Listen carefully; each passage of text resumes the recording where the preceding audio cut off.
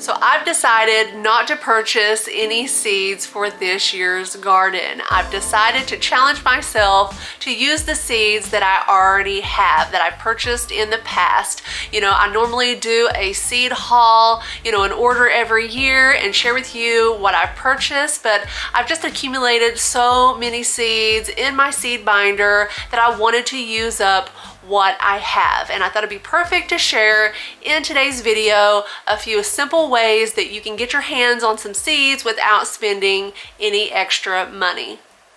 But first, I just gotta say that I love this seed binder.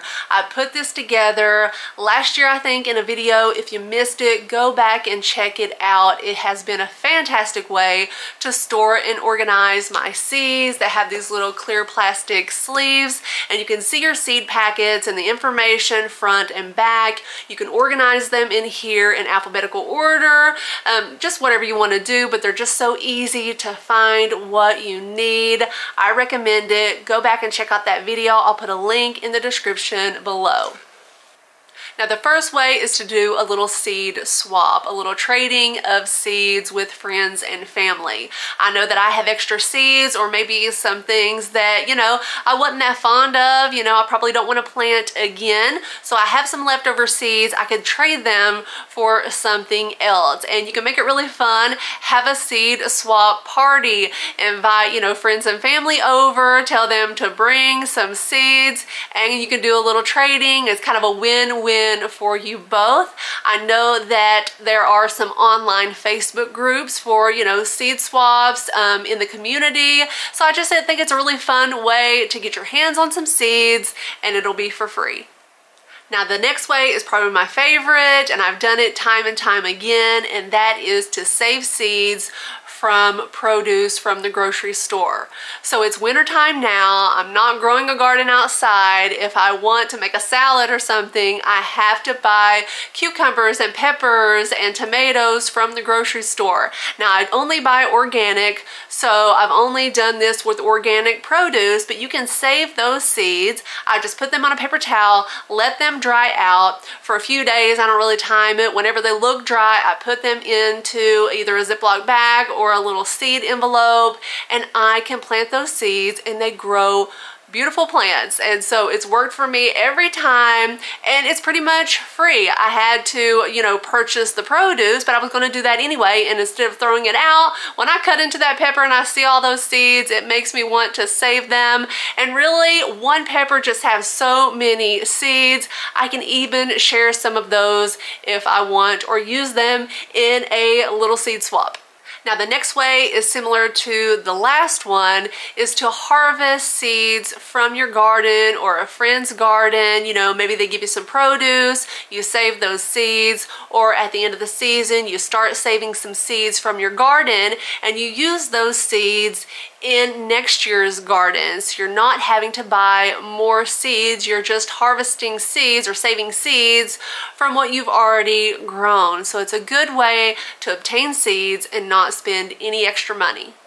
Now this next way I have not tried, but I have read about it and I've heard other people talk about it.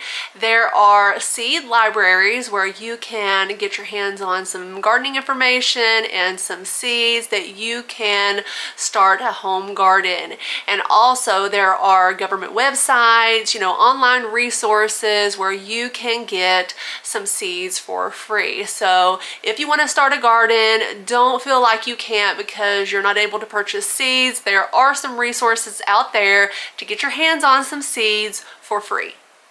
Now the next way to get free seeds is to ask for them on your birthday. I don't know, my birthday was last month, and my friends and family know that I like gardening, and so I like seeds as a gift. You know, why not? Free seeds. And so my mother-in-law actually bought me some kale, carrots, and radishes, as well as this cute little herb garden grow kit. It has 6 different herbs in here. So I just got some seeds that I didn't have to pay for. Thanks, Sharon. So, you know, maybe you have, you know, a birthday or some type of occasion coming up, and they ask you what you want. You know, you could say, I wouldn't mind some seeds for my garden this year. A free way to get some seeds. So maybe you want to start a garden, maybe you're new to gardening and you're not quite sure when to plant your seeds. It can be confusing. Before my last frost date, after my last frost date, some things are cold tolerant, some things are not.